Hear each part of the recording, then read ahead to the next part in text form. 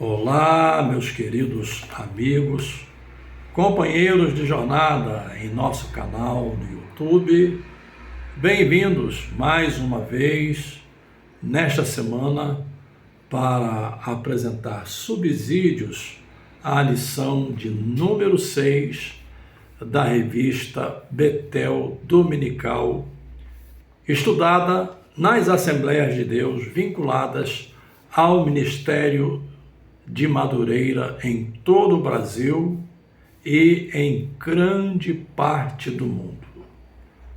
Aproveitando o ensejo, quero fazer aqueles lembretes tradicionais. Primeiro, se você ainda não é inscrito, inscreva-se no canal e não se esqueça de ativar o sininho para receber as notificações todas as vezes em que cada vídeo for disponibilizado. Segundo, é um pedido para todos que nos acompanham. Curtam. A soma das curtidas permite que o nosso conteúdo tenha acesso a outros segmentos nesta plataforma. Terceiro, compartilhe também em seus grupos de WhatsApp. Assim, outras pessoas, outros professores, outros alunos também terão acesso ao nosso conteúdo. E por último, na medida do possível, interaja conosco através dos seus comentários. Eles nos dão um retorno, um feedback acerca do modo como o nosso conteúdo está sendo recebido. Feitas essas considerações tradicionais, em todos os vídeos elas são feitas para que sejam lembradas, porque muitos assistem, mas se esquecem de curtir, se esquecem de compartilhar, se esquecem de deixar os seus comentários e por isso sempre fazemos esses lembretes. A lição que será estudada neste domingo, dia 9 de novembro, lição de número 6, lembrando que estamos estudando personagens da Bíblia, lição de número 6 tem por tema Ana, a força de quem ora gera milagres. É uma declaração assertiva, uma declaração teológica e uma declaração que está em consonância com as Escrituras. Porque um dos meios que Deus usa para que os milagres sejam gerados é exatamente a força da oração. Portanto, Ana, a força de quem ora gera milagres. Os textos de referência foram extraídos do primeiro capítulo do livro de Samuel. São os versos 10, 11, 20, 21 e 22. Esses são os textos de referência. No episódio de hoje, iremos trazer subsídios como ferramentas auxiliares aos nossos professores, já que o comentário, tanto quanto os comentários já estudados e os próximos que serão ainda estudados, é um comentário de excelência. Não se trata de acrescentar nada ao comentário, senão oferecer subsídios como ferramenta auxiliar aos nossos professores e àqueles que acompanham os nossos conteúdos. E eu anotei aqui 6 pontos que eu gostaria de compartilhar neste vídeo. Primeiro é que o episódio se dá ainda na época dos juízes. De fato, quem faz a transição do período dos juízes para a monarquia é Samuel. Portanto, esse é um ponto a considerar. O episódio se dá ainda no período dos juízes. E como estamos falando de juízes, é bom aqui definir qual é o número de juízes que a Bíblia registra antes do estabelecimento da monarquia. Se olharmos apenas para o livro de Juízes, encontramos, em termos canônicos, apenas 12 juízes registrados. Não vou citar os seus nomes para ganhar tempo, mas é fácil você encontrar os seus nomes em qualquer pesquisa que você fizer. São 12 juízes que o livro de Juízes anota, que o livro de Juízes registra. Mas, se olharmos a extensão desse período e olharmos também para o livro de Samuel, teremos de adicionar mais 2 juízes. Teremos de adicionar Eli e Samuel. Portanto, nós temos aí um número de 14 juízes quando incluímos Eli e Samuel. Lembrando que Samuel exerceu 3 ofícios: profeta, sacerdote e rei, exatamente como Cristo, que na sua própria encarnação e na sua própria pessoa encarna esses 3 ofícios: profeta, sacerdote e rei. Agora, se considerarmos também, e você pode descobrir isso em suas pesquisas, que Samuel teve 2 filhos que foram também juízes, embora a Bíblia registre que ele não tenha seguido os caminhos de seu pai Samuel, mas eles estão registrados no livro de Samuel, no primeiro livro de Samuel, como juízes, 2 filhos de Samuel. Então, nós teríamos um total de 16 juízes. Assim compreendidos, 12 juízes no livro de Juízes, mais o acréscimo de Eli e Samuel, somando um total de 14 juízes, mais os 2 filhos de Samuel, somando então um total definitivo de 16 juízes. E lembrando, reiterando o que afirmei agora há pouco, Samuel foi o juiz a quem Deus usou para fazer a transição do período dos juízes para o período monárquico. Foi ele quem ungiu tanto Saul como Davi. Os 2 primeiros reis de Israel foram ungidos por Samuel, e em Davi se estabeleceu a dinastia perpétua, a dinastia davídica, que é a dinastia que reinou e reinará para sempre através de Cristo. Por isso Jesus é chamado de filho de Davi.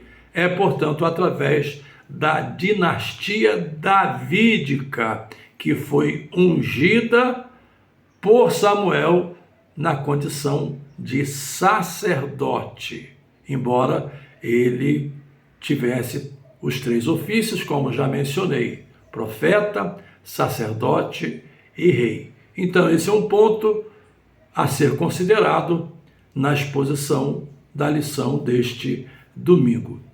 O segundo ponto que eu anotei é que A Bíblia diz, registra, e o que mais me empolga, entre outras coisas, na Escritura, é que a Escritura não esconde os fatos.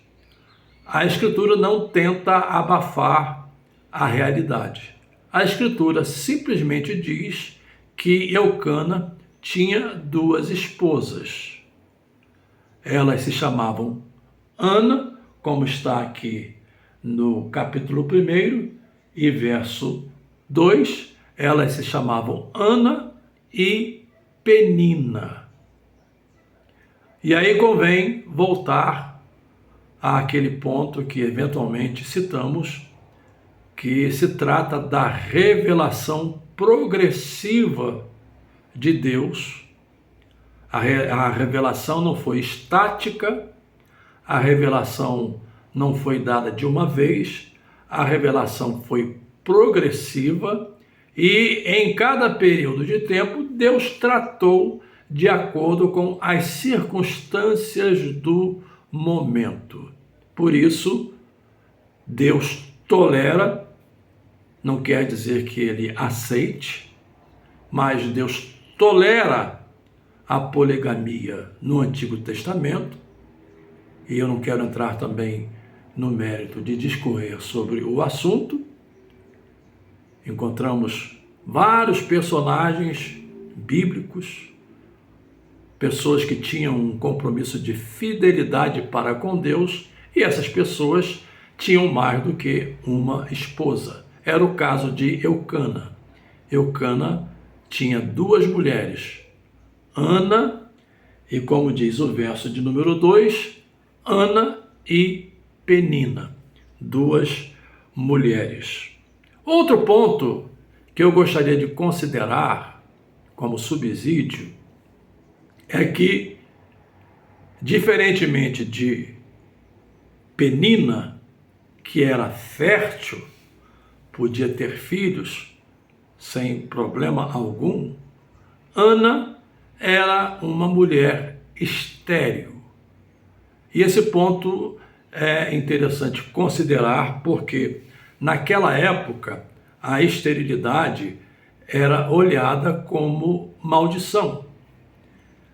As mulheres inférteis, as mulheres estéreis, eram olhadas como cidadãs de segunda classe. As mulheres que eram férteis e podiam dar à luz tinham, por isso, mais importância, tinham, por isso, um papel preponderante na sociedade, principalmente pelo aspecto da procriação e da preservação da linhagem patriarcal, porque o conceito de família naquela época era um conceito patriarcal. Esse é um ponto a ser considerado. Mas, quando lemos os textos de referência e quando vamos diretamente para a Escritura, para ler o capítulo 1 de Samuel, o capítulo 2, onde encontramos o Cântico de Ana, percebemos que havia, da parte de Eucana, um amor acendrado por Ana. Ou seja, parece que o seu amor era maior por Ana do que por Penina, e isso criava também uma rivalidade. Isso criava uma certa hostilidade, principalmente de Penina para com Ana. O que mostra, de per si, que o casamento, biblicamente falando, é monogâmico. Como Jesus disse lá no capítulo 19 de Mateus, quando os fariseus, os hipócritas, os doutores da lei o interrogaram acerca do divórcio, ele simplesmente se reporta ao princípio. Ele vai ao ponto de partida. Ele vai ao pressuposto básico. É como no jogo de beisebol americano, em que você tem o ponto de partida e você percorre todo aquele percurso marcado no estilo e segundo as regras do jogo, mas você tem de retornar ao ponto de partida. É o que Jesus faz. No princípio não foi assim. No princípio, Deus estabeleceu o casamento como uma união monogâmica, marido e mulher, macho e fêmea.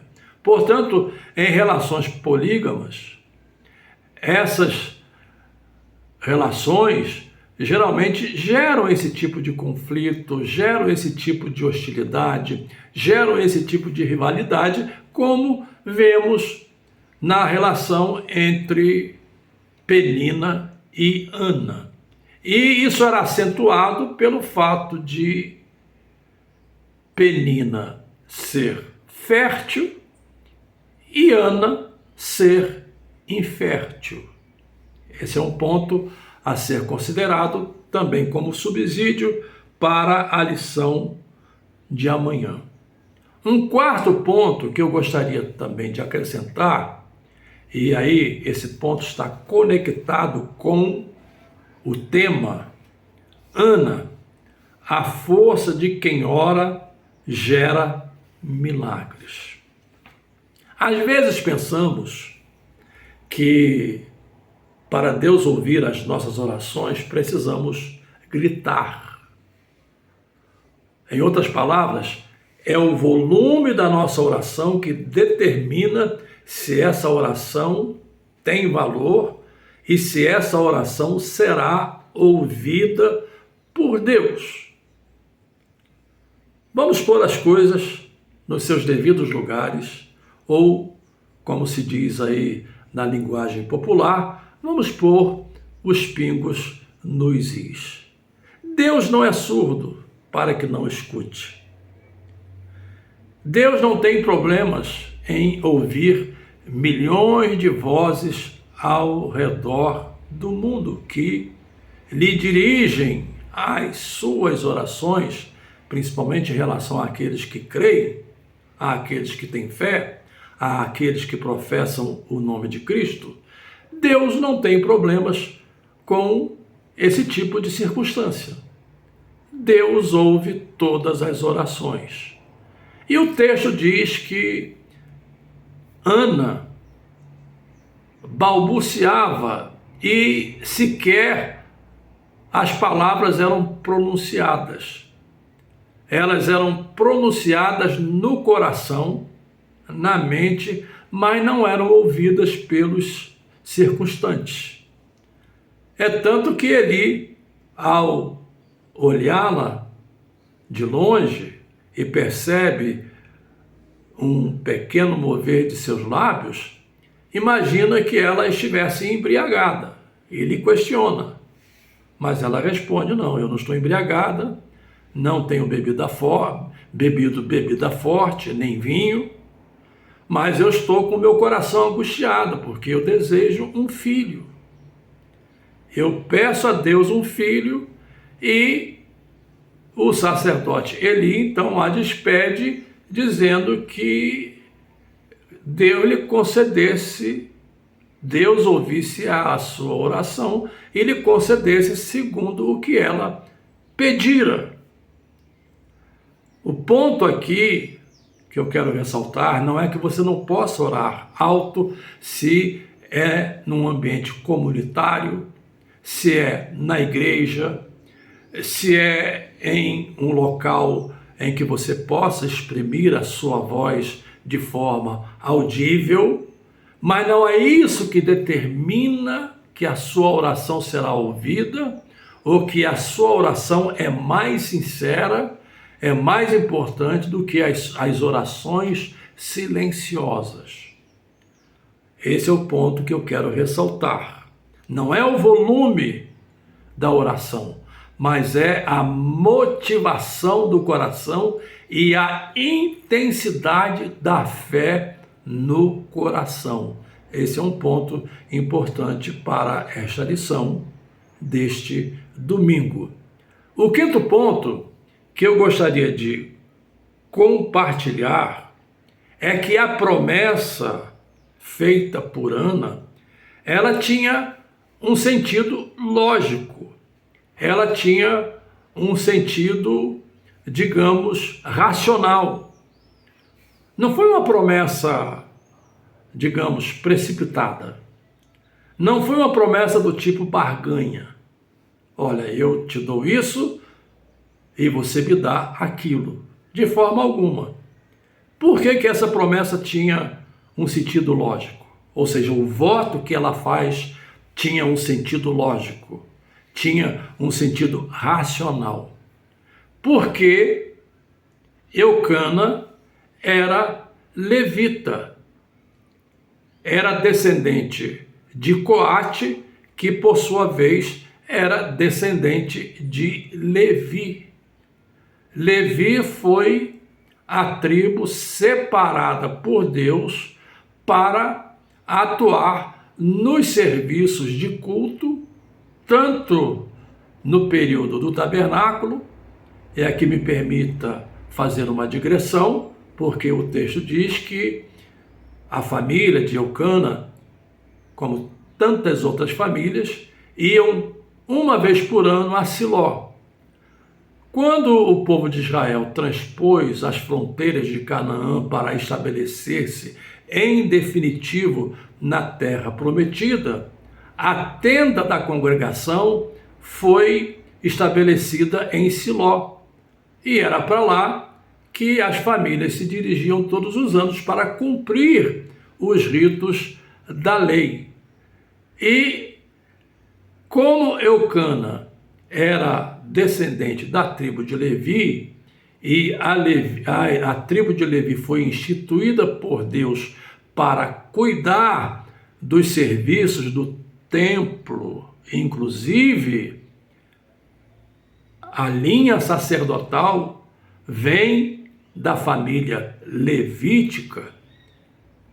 É exatamente por isso que o voto de Ana é um voto lógico, é um voto racional, é um voto que não é feito no sentido de barganha. Esse é um ponto extremamente interessante.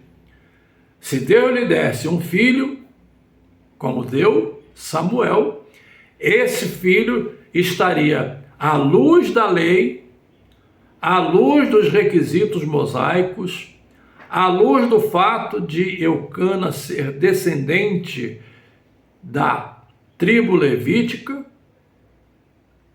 Samuel estava preenchendo todos os requisitos para servir no templo. Então, quando ela promete que se o filho lhe fosse dado, ela o consagraria a Deus e o entregaria como fez, o entregaria para servir a Deus no templo, ela não está fazendo um voto absurdo. Ela não está fazendo um voto além das suas possibilidades. Ela não está fazendo um voto que ela não pudesse fazer, porque Samuel, portanto, era descendente da tribo levítica. Talvez você possa encontrar uma discrepância entre aspas, porque aqui em 1 Samuel diz que Eucana vivia nas montanhas de Efraim, enquanto na descrição de 1 Crônicas, capítulo 6, 22, 23, 32 e 34, que está anotada a referência aqui no comentário, não menciona a região de Efraim. Aqui nós temos que simplesmente estabelecer uma distinção. Em 1 Samuel, estamos falando de uma questão geográfica. Era aonde Eucana residia com as suas mulheres, Ana e Penina. Ele residia nas montanhas de Efraim. Então, essa menção não se reporta ao fato de ele ser descendente de Efraim, de forma alguma, senão uma menção geográfica de onde ele morava. Enquanto em Crônicas nós temos a genealogia, e menciono outra vez porque está no comentário, 1 Crônicas, capítulo 6, 22, 23, 32 e 34, aqui nós temos a genealogia de Eucana, que vem da descendência levítica, dando legitimidade ao voto de Ana de dedicar o seu filho Samuel ao serviço de Deus na tenda da congregação, no caso em Siló, porque quem veio a construir o templo de Salomão, e já na expressão acabei definindo quem construiu, foi o próprio Salomão. Davi desejou construir, mas Deus não lhe deu esse direito. Ele conseguiu arrecadar meios, recursos, riquezas para que a construção fosse realizada, mas quem construiu foi Salomão. E enquanto esse tempo não chegou, nos primeiros anos, naqueles 300 anos entre o período de Juízes e o início da monarquia, a tenda da congregação ficava em Siló, e foi ali que Samuel serviu legitimamente, porque era descendente da tribo de Levi. Este foi o quinto ponto. E o sexto ponto, para encerrar os subsídios que eu ofereço para esta lição, a lição de domingo, dia 9 de novembro, é em relação ao Cântico de Ana, que está registrado aqui no capítulo 2 do primeiro livro de Samuel. É um cântico de gratidão, é um cântico gratulatório, é um cântico de reconhecimento, é um cântico de adoração, mas também é uma profecia messiânica e, mais uma vez, uma profecia que tece, repito o termo, é uma profecia que tece a história da salvação ao longo das páginas do Antigo Testamento. Quando vamos para o capítulo 2, e eu não vou ler o cântico, depois você leia em casa, digamos, uma proposta de trabalho de casa para você ler. No verso de número 10 do capítulo 2, escute bem, esse verso eu vou ler. Ora, aliás, os que contendem com o Senhor serão quebrantados desde os céus, trovejará sobre eles. O Senhor julgará as extremidades da terra. Agora escute a última frase. E dará força ao seu rei, e exaltará o poder do seu ungido. Nada mais, nada menos do que uma profecia messiânica e mais um passo na história da salvação construída nas páginas do Antigo Testamento e consumada na pessoa de Cristo, e que teve o seu início em Gênesis, com o descendente da mulher. E aqui a referência é exatamente ao descendente da mulher, ao ungido, ao Messias, ao enviado de Deus para prover a nossa salvação. Estamos chegando ao fim.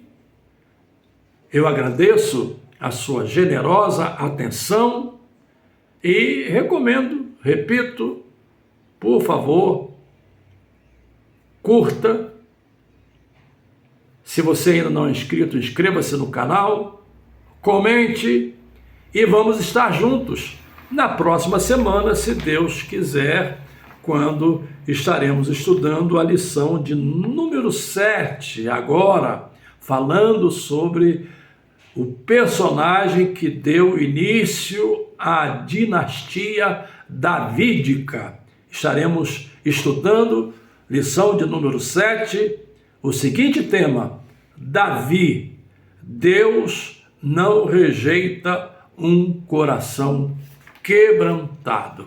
Um grande abraço a todos e até a próxima semana, querendo Deus.